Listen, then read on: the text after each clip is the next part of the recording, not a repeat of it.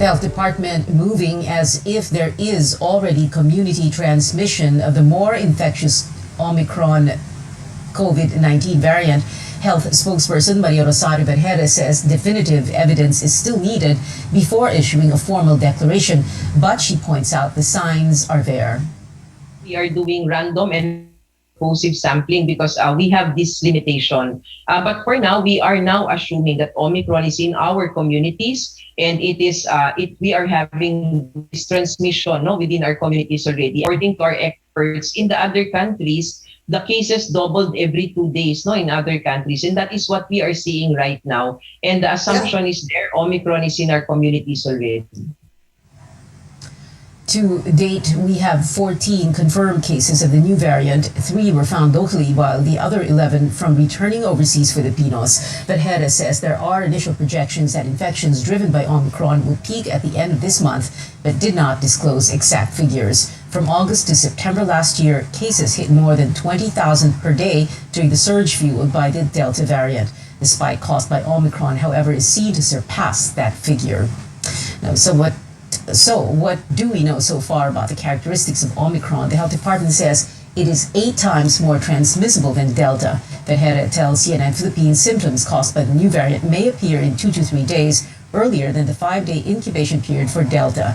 Based on studies overseas, Omicron is only causing mild illnesses so far, but experts warn it is spreading at an unprecedented rate. Now, that is why we must not let our guards down and continue to wear masks, observe physical distancing, practice proper hand hygiene, and only go out if necessary. Now, the country's case tally tops 5,000 today, the first time in more than 2 months. The health department logged 5,434 new cases, pushing the total count to over 2,800,000. Of the new infections, more than 99% occurred in the past 2 weeks. Nearly 3/4 of them were in Metro Manila. The positivity rate rose to 26.2%, meaning more than 1/4 of the people being tested have positive results. Today's tally excludes data from 16 laboratories which failed to submit their reports on time. The country's top cop also testing positive for the coronavirus. National Police Chief General John R. Carlos announces he, along with his driver and aide, caught COVID-19. Carlos had fever, chills, and sweating on Sunday, but by Monday, only lower back pains remain.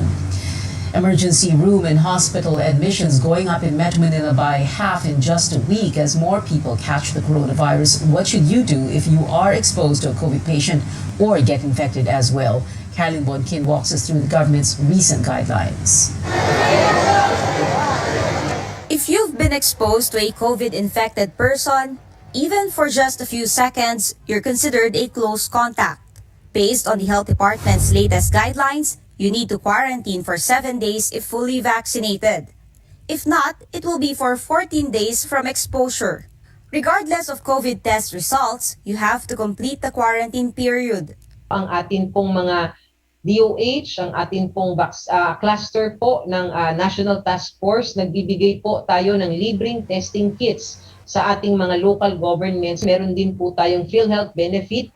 RT-PCR and antigen testing must be supervised by healthcare professionals.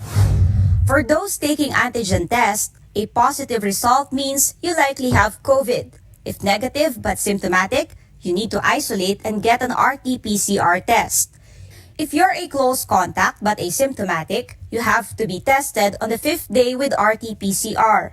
If you were not exposed and have no symptoms, then an antigen test is unreliable. Dapat tama po yung test nyo and tama po ang timing ng inyong pagtetest para po mas maging accurate ang ating pong mga resulta. Kapag tayo ay may simptomas, dyan po pinaka-accurate ang resulta ng ating antigen test. Regardless of vaccination status, if you tested positive but have mild, moderate, or no symptoms, you need to isolate for 10 days. During this period, the DOH says you're still infectious. Consult your doctor as soon as you test positive. Protect our family, protect our community from this virus, from further spreading by isolating immediately. If your symptoms are severe or critical, isolation will last for 21 days and you must be admitted to a hospital. While asymptomatic and mild cases may stay at home or in a temporary treatment and quarantine facility. Rest, drink lots of water, eat healthy, and drink maintenance medicines. You may also take medicines for fever. A health department reminder, antibiotics are not effective against COVID. Monitor yourself and if possible, with the help of a healthcare provider. Watch out for danger signs like breathing difficulty, chest pain or tightness, confusion, difficulty in speaking or moving. Here are the DOH hospital hotlines for emergencies and telemedicine consultations. They may be accessed online or through the phone. Meron po tayong mga telemedicine services, meron po tayong hotlines ng ating local government health facilities para ito na lang muna po ang ating gamitin para hindi tayo mag-congest sa ating mga ospital. Considered recovered are asymptomatics who remain without symptoms for 10 days from testing date, and mild, severe, and critical cases with no symptoms and clinically recovered for 3 days. Caroline Bongkin, CNN Philippines. The health department says 100,000 tests should be conducted per day, instructing laboratories to operate 24/7 if they can. In today's tally, based on reports from January 2nd, only around 25,000 people were tested. Now, the surge in cases also prompting the government to place more areas back under restrictions. Beginning tomorrow until January 15, Malacanang says Bulacan, Cavite, and Rizal will also revert to alert level 3, citing a sharp increase in infections in these provinces. Metro Manila returned to the same alert level yesterday. Under this classification, face-to-face classes and contact sports are prohibited, and operational capacities for some establishments are scaled down. Travel, meanwhile, is subject to local government restrictions. The coronavirus is also spreading rapidly among rail line personnel and ports employees, as Amor Santos tells us over 200 of them are now positive. As commuters get back to work after the holiday season, frontline government workers get tested to ensure the riding public safety. Out of more than 200 MRT3 personnel, 40 tested positive in their antigen tests taken Monday. At the Philippine National Railways, 45 more operating personnel tested positive Tuesday morning. This brings the tally to 128, including 83 office workers. All of them do not have symptoms according to PNR management. Naka-isolate po sila ngayon sa kanilang mga bahay.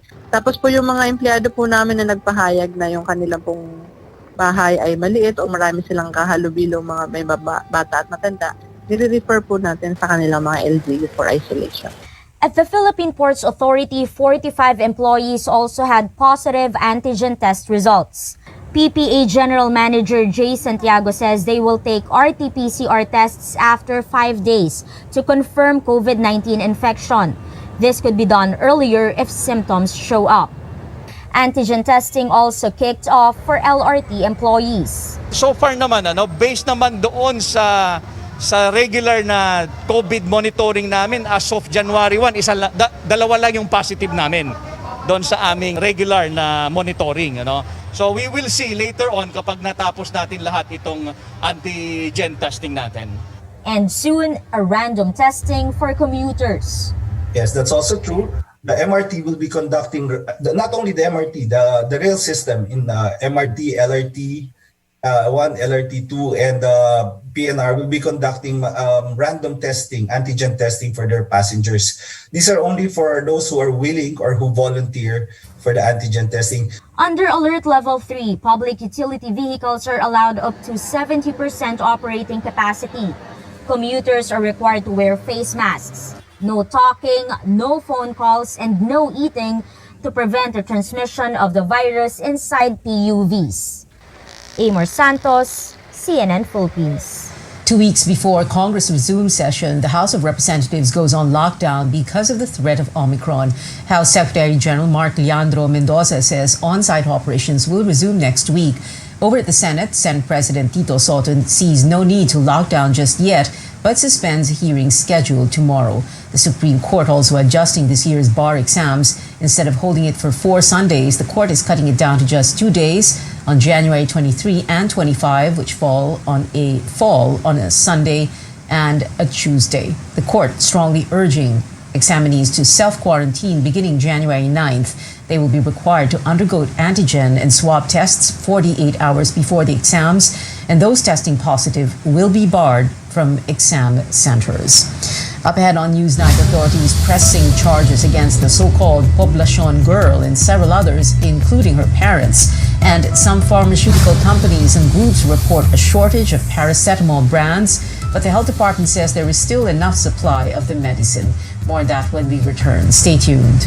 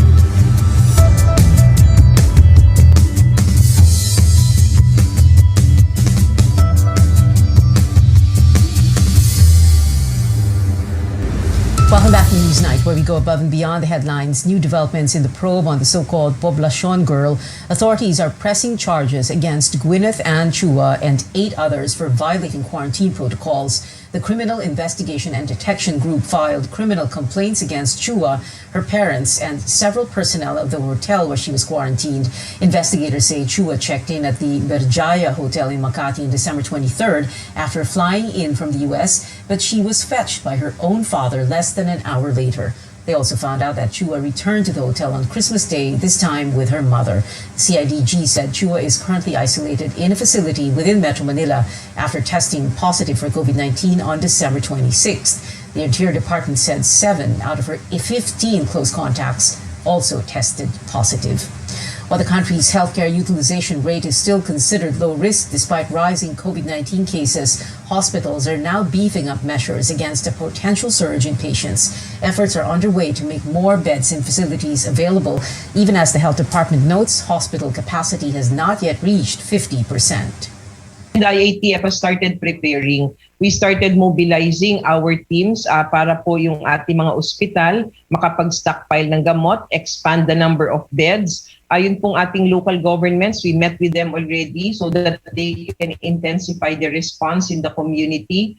Ang pinaka-importante, we have activated our telemedicine services in all of our hospitals. We are encouraging all of our citizens, kapag mild ang symptoms natin, let's use telemedicine. Do not go to the hospitals yet.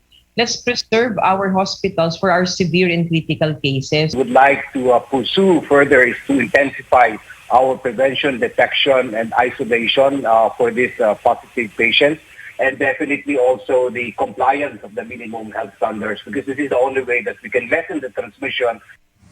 The health secretary says there are 5,000 COVID-19 patients currently confined in hospitals. These patients are a mix of mild, moderate, severe, and critical cases.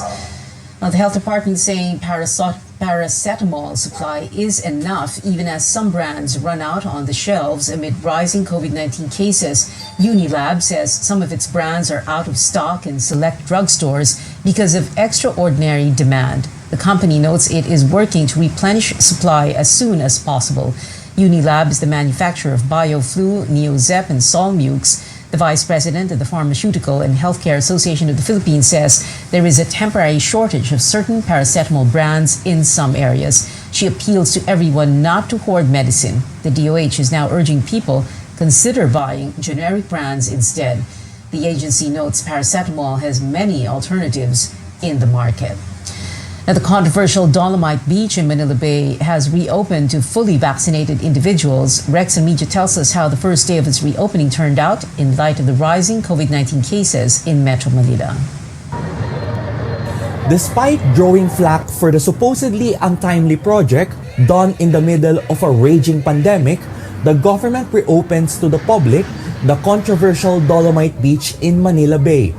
Some visitors don't mind that the beach is artificial, as they enjoy posing for snapshots under the sun. A few even came from nearby provinces, just like 86-year-old Patricia Valenzuela from Bulacan. Hindi ko na kailangan pala magpunta sa Boracay. Ito pa ng Boracay, dinala na sa Manila. Ako naman po yung nag-iingat. Kanya po kami hindi sumabay sa mga karamihan. A number of visitors notice that the water is clearer, far from its murky condition years back. Parang hindi mo maisip na nasa Manila Bay ka. Nag-iba yung ano niya, yung appearance niya. Kung punong-puno, hindi naman kami papasok. Swimming is not yet allowed despite better water quality. Water is still heavily contaminated, and unhealthy particles that may cause illnesses should be reduced by a substantial amount for the area to be cleared for swimming. Fisherfolk group Pamalakaya has a different view about the project. It says the Environment Department shouldn't have reopened the beach, and money for the project should have been spent for cash aid for poor families suffering from the pandemic. The group adds the project puts public health at risk. The DNR says visitors are limited at certain time slots and they must be fully vaccinated. They also have to register online a day ahead of the visit. Walk-ins are allowed depending on available slots.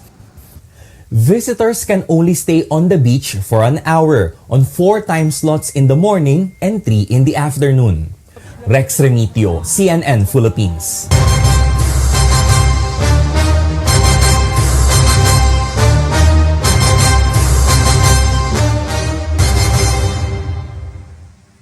The Commission on Elections is set to tackle on Wednesday the petition to reopen the filing of certificates of candidacy for the 2022 polls.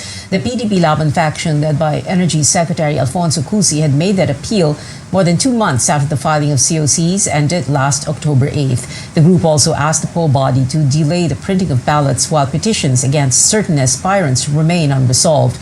Comlec described the group's request as unprecedented. It's a little tricky. This question, because there are a lot of issues involved in it. There's a lot of kumbaga, consequences to opening up the COC filing once again. The PDP Laban faction had initially fielded Senators Bato de la Rosa and Bongo as president and vice president, but both eventually withdrew from the race. A group called the National Coalition for Life and Democracy is insisting on postponing the May 9 polls to 2025 in the face of rising COVID-19 cases and the threat of the Omicron variant. Its lawyers filed an urgent request before the COMELEC to decide on their proposal. They say early campaign activities of 2022 aspirants put Filipino voters at risk. However, the poll body is unlikely to budge. And if you're saying that the Constitution should be ignored simply because you want to stay in power, then you have a big problem. The COMELEC sees no reason to postpone the election. Nung final namin ito, tinatawanan ng grupo namin. Pero ano, ang nangyari ngayon, December, ang COVID record sa Metro Manila was only 500. With all the campaignings, with all the actions being done illegally, contrary to AITF rules and regulations. Kampanya rito, motorcade dito. COMELEC spokesman James Jimenez also commends politicians who've been putting their campaign activities on hold and asked others to follow suit. The body is sticking to campaign rules which kick in by February. limiting what candidates can do depending on the alert level classification in an area. At least 4 presidential aspirants have put campaign activities on hold amid increasing COVID-19 cases, which also hit a number of their staff. Vice President Leni Robredo said they will use this time to give aid to typhoon victims, while the Bongbong Marcos and Sara Duterte tandem led volunteers to distribute medicines to hospitals. Manila Mayor Isko Moreno and Senator Manny Pacquiao also postponed campaign events. We'll have the latest on this year's elections, from the push to reopen the filing of COCs to disqualification cases against presidential aspirant Bongbong Marcos. Catch my interviews with COMELEC spokesperson James Jimenez and Senator Amy Marcos tonight on Politics as Usual at 8:30, your weekly political appointment fix.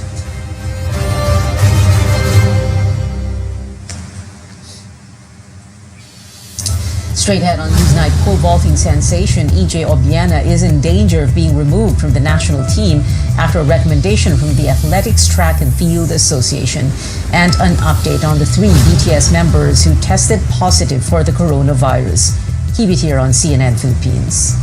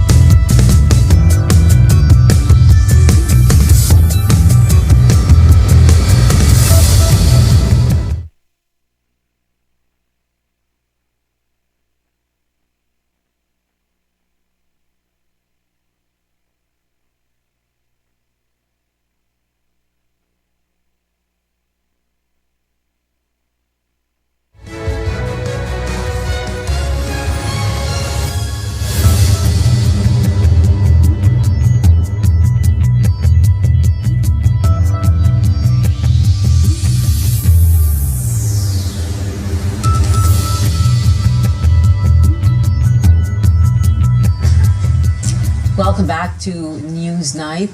The Philippine Athletics Track and Field Association recommends dropping Olympic pole vaulter EJ Obiena from the team pool effective immediately. Alongside this is a recommendation for an estafa complaint against the athlete over funding for coaching fees amounting to about 360,000 pesos.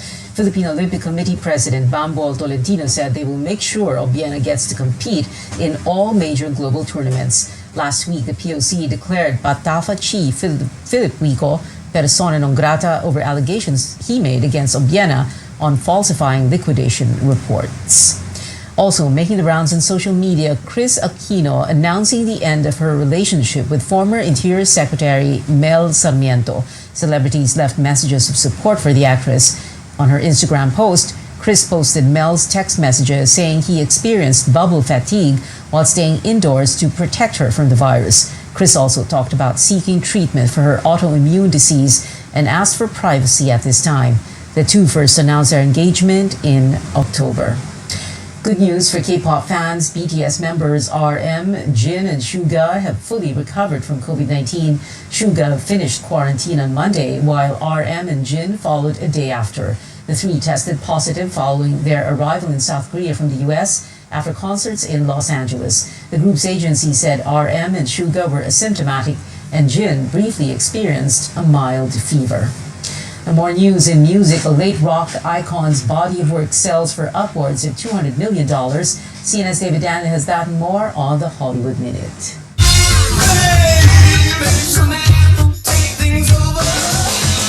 David Bowie's estate has sold the publishing rights to the legendary singer's catalog to Warner Chappell.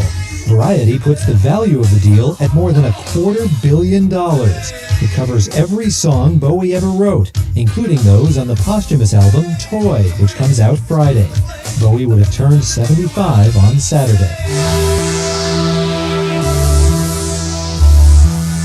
The Weeknd is also putting out new music on Friday, his long-teased album Dawn FM. The artist revealed the release date and a snippet of music in this announcement trailer. We've been in the dark for way too long.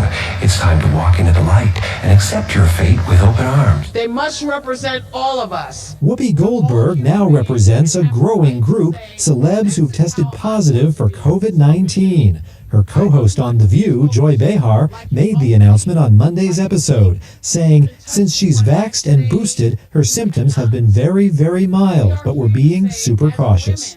In Hollywood, I'm David Daniel. And that is it for now. Join me again on news.ph at 7 p.m. I'm Pia Ontiveros for Newsnight, where we go above and beyond the headlines.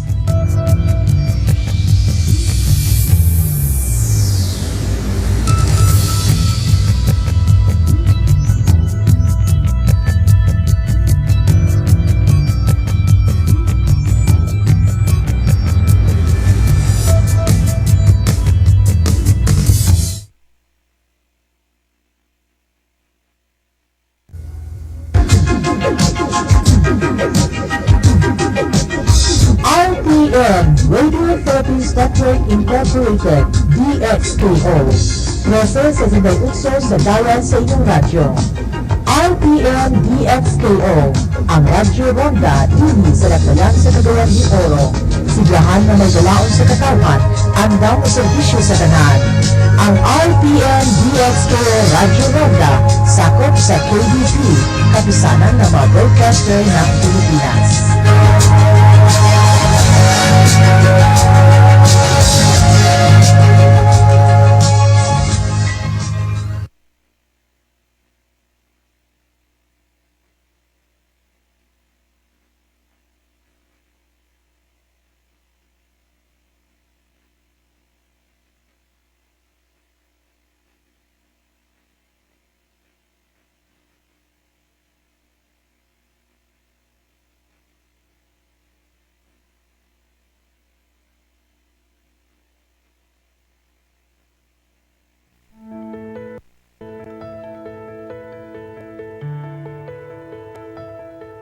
People with jobs that require standing for long periods of time have a higher risk of developing varicose veins. But so are jobs that entail sitting all day. That's because both situations put excessive pressure on your legs, causing your veins to stop working properly and even swell, resulting in those bulging blue or purple veins on your legs.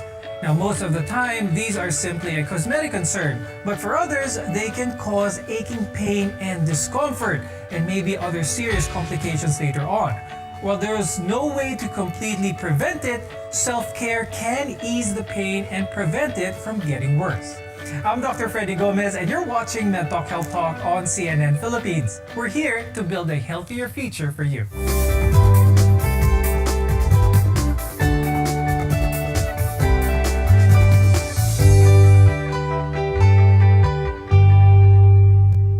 Varicose veins occur when your veins become enlarged, dilated, and overfilled with blood, and they typically appear swollen and raised. To help us with today's discussion, let's welcome our guests. With us is Dr. Angela Pineda. She's a dermatologist and the Executive Vice President of Derm Clinic. Also with us is Dr. Riza Cruz Nagano. She's an adult cardiologist from the Philippine Heart Center and Jose Memorial Medical Center. Now, the primary symptoms of varicose veins are highly visible, misshapen veins that usually appear on someone's legs. I'll start the discussion with Dr. Angela. Now, apart from some of the visible symptoms, what are some other indications that someone might have them? Well, for us, what we really see are the spider veins. So that's just the difference between the spider veins and the varicose veins are the spider veins are smaller. These are like very, very small, less than 1.5 millimeters. But those for varicose veins, these are the bigger ones that usually they're 2.5 to 5 millimeters. So what happens when patients come to us, they complain of redness or a visibility of lines on the face or usually most on the legs. Now, spider veins, katulad sinabi ni Dr. Angela, are a mild variation of varicose veins. They're smaller, found closer to the skin surface, and are often red or blue. And they usually appear on the legs, sometimes in the soles of the feet. as well, but they can also be found on the face. Now, Dr. Angela, yung mga spider veins ba na ito, do they pose any significant problems with a person aside from the aesthetic portion of it? Usually, for those in the legs, they usually appear with varicose veins. So sometimes people would come to us complaining of both the varicose and the spider veins. So we always remind them that we can limit our treatments to the spider veins. We can do superficial treatments for that. But we also recommend that they consult a doctor and have additional tests to make sure that the varicose veins are also treated. Now, I'll talk about how these varicose veins are diagnosed. Dr. Riza, paano ba usually ina-assess ang isang patient for proper diagnosis of varicose veins? So very important still is the proper history and physical examination. So during the physical examination, we get the what you call the ankle brachial index. So we get the pressures from the different points of the legs. And then also we get to examine the legs if there are signs of ulcers, ulcerations, the temperature of the skin. So if it is warm to touch, cold to touch, we also check for the pulses. And then another examination that can be done is the ultrasound or the arterial duplex scan. Now, Dr. Riza, meron bang test, simple test na pwede gawin ng ating mga viewers sa bahay nila to more or less screen themselves kung baka meron silang mga varicose veins sa legs? Yes, simple inspection will do because as you can see, these are enlarged vein, very visible through the skin, so they can inspect and then they can touch the involved area, and then they can, like I have said earlier, they can inspect if the area is warm to touch, cold to touch, and then they can check the pulse. If there's a palpable pulse or there's no palpable pulse in the area. Now, when it comes to risk factors, Dr. Angela, what are some of the risk factors for people developing spider veins or even larger varicose veins? For risk factors, the first is the family history. Usually you'd see either their parents or their relatives already have it very common. Next would be obesity, as well as pregnancy. Sometimes the veins appear more visible when there's pag-pregnant yung babae. Now, Dr. Riza, when it comes to being pregnant, bakit ito isang risk factor for developing varicose veins? During pregnancy, the blood volume doubles to provide nourishment for the baby, as well as the baby inside the womb. So what happens if there's increased blood volume? It stresses the veins, so there's increased pressure inside and more blood pools inside the vein. And also the pressure brought about by the weight of the baby also adds up to the workload of the vein, so causing more engorgement, more enlargement, and more obvious varicose vein. Now, Dr. Riza, ano yung mga trabaho na mas nakakapagpataas ng chance ang magkaroon ng varicose veins? The major risk factor related with jobs that increases the chance of having varicose veins is the lack of movement. So those jobs that entails you to stand for a long period of time or sit for a long period of time would increase the risk. So mainly these are the healthcare professionals like us, doctors, nurses, and cashiers, barbers, hairstylists, and those who sit for a long period of time, like the BPO agents, and those who require to work in front of the computer for a long period of time. Now, most of the time, this condition doesn't cause any pain, so you tend to just let it be. But what are the possible complications? More on this when we return. We're your connection to healthcare. You're watching MedTalk Health Talk.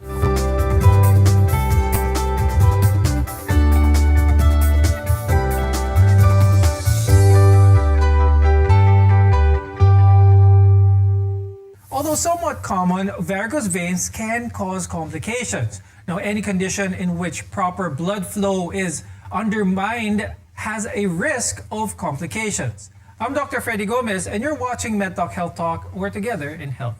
Painful ulcers may form on the skin near varicose veins, particularly around the ankles, and this is called a venous skin ulcer. It's a sore in the leg that's very slow to heal, usually because of weak blood circulation in the limb, and can often be accompanied by other comorbid conditions.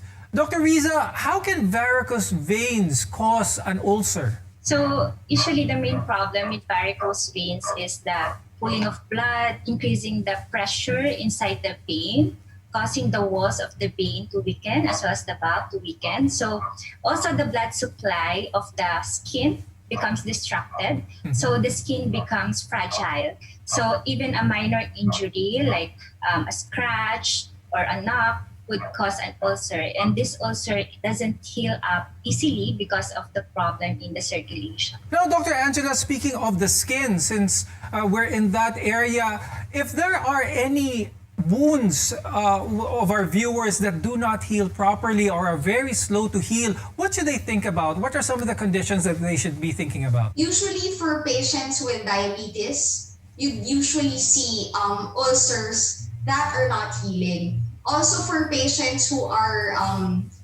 not ambulatory or usually bedridden, you'd see the accumulation of ulcers. So as said by Dr. Riza, it's mainly because there's minimal blood flow to that area. So that's why you'd see more visible ulcers. Now, Dr. Angela, when it comes to varicose veins, one of the more common symptoms of this is masakit ito, so very painful. Are there any topical treatments that are worthy of being used to help with this, or should this be approached in a systemic way? It should be approached in a systemic way because you'd see the problem superficially, but meron kasi siyang internal concern. So it's more, and usually the pain is associated with throbbing pain, and sometimes there is a feeling of heaviness in the area. So it's something that should really be examined. So if you have a wound that isn't healing or you think is infected, you should go see a doctor right away. Sometimes an ulcer can lead to other problems, including serious skin and bone infections. Now, most varicose veins are in the superficial veins. So if a blood clot forms, they form there. Now, these veins are located just below the surface of your skin, but occasionally veins deep within the legs become enlarged and the affected leg may become painful. This may also indicate the presence of a blood clot. Now, Dr. Riza, how do blood clots form, or is there an increased risk of blood clot formation doon sa mga may varicose veins? Definitely. Since there's pooling of the blood, so there's stasis, the blood doesn't flow in and out of the vein. So it becomes a nidus for the formation of the clot. And this clot can also travel to other area of the body, which can cause embolism or problem to other organs, as it may impede the oxygen supply once it becomes clotted in that area. So would you advise, Dr. Riza, na those who have varicose veins or who think they have varicose veins, na this is something that should be treated sooner rather than later? Yes, because this is a circulatory problem. So if you do not manage it, there will only be a cycle of increasing pressure, blood pooling, enlargement of the veins. So something really has to be done to manage those underlying problems. Okay. Now, Dr. Angela, what treatment options are there? Also with the, the telangiectatic type or yung mga maninipis na ugat dito sa may cheeks ng ibang tao, are there treatments available for those? So one traditional and common treatment that's being used is sclerotherapy. So it's using a salt solution enriched that is injected to the spider veins. And then one that's very popular now, it's the laser treatments. So these laser treatments, usually what's done is there's a specific wavelength that's adjusted to machines or to the recent technology that when you apply it, it would take some sessions to be able to minimize or somehow dissolve those spider veins. Now, Dr. Riza, pag-usapan naman natin yung treatment para doon sa mga mas malalaking varicose veins, especially the ones commonly seen around the leg. Anong usual treatment para dito? So for those who have large varicose veins and those that doesn't respond to other methods like sclerotherapy or radiofrequency ablation, so another option that we have is the surgical intervention or the vein ligation and stripping. So, ang importante malaman ng ating mga viewers that there are treatment options for any type of varicose veins that you may have, whether it be the spider veins or the bigger varicose veins. Now, varicose veins develop for various reasons, and some of these risk factors, such as family history as well as age, are harder to avoid than others. So, is there a way to prevent varicose veins from forming? Stay with us. Your health is our mission. This is MedTalk Health Talk.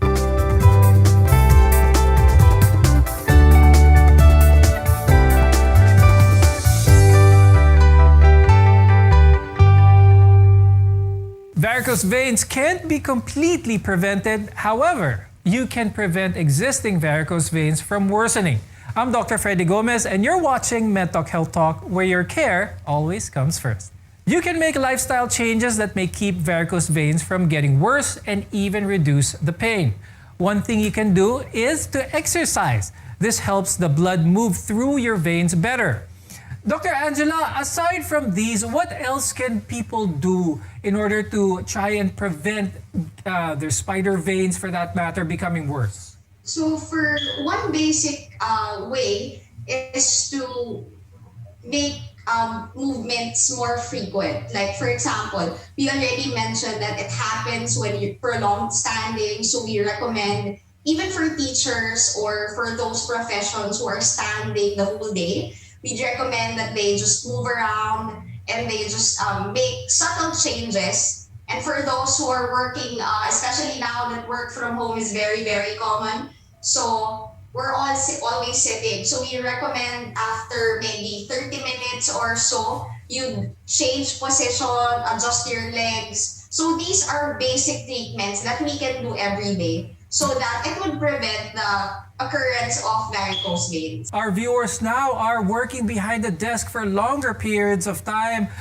What can you advise for them? How often should they start moving para hindi tumaas ang risk for forming varicose veins? Yes, movement is very important. So as long as they have the chance to move and elevate their legs, and I think this most important is to elevate the legs higher than the rest of the body, because this will decrease the pressure inside the vein and would help the blood to move in and out of the vein. So whenever they have the chance, try to move and elevate the legs. Now, Dr. Riza, one of the common things that our viewers might be familiar about when it comes to varicose veins is yung pagsuot ng compression stockings. How exactly does this help with varicose veins? At pareho ba ito ng ibang klaseng mga stockings na sinusuot every day? So compression stockings help counter the pressure inside the vein, helping the circulation of the blood in and out of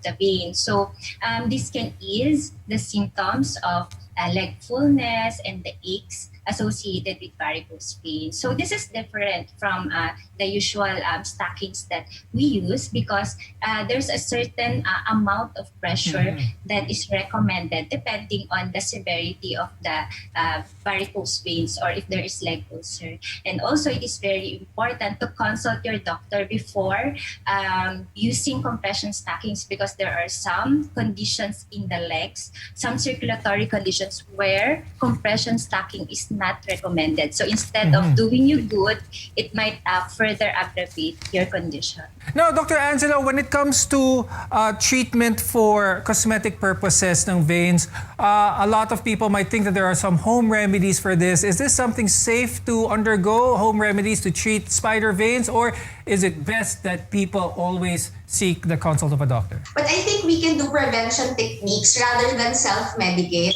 because these things that we're saying, it's more to be able to prevent it from appearing. But if, for example, you already have spider veins, you already have varicose veins, or even leg ulcers, it's best to have consultations, even online, so that at least the doctor will be able to properly assess your condition and give the right recommendations. Now, Dr. Riza, when it comes to preventing varicosities as well, what can you advise our viewers? It is very important to maintain a healthy weight because obesity is a major risk factor for developing varicose veins. Also, you should prevent or quit with cigarette smoking, which is also a very important risk factor for developing varicose veins as well as other circulatory problems. So marami talaga tayong natutunan with this episode today. Thank you very much, dermatologist Dr. Angela Pineda and cardiologist Dr. Riza Cruz Naganyo. Marami pong salamat sa inyo. We want to be your partner for a lifetime of good health. I'm Dr. Freddy Gomez, and this is MedTalk Health Talk.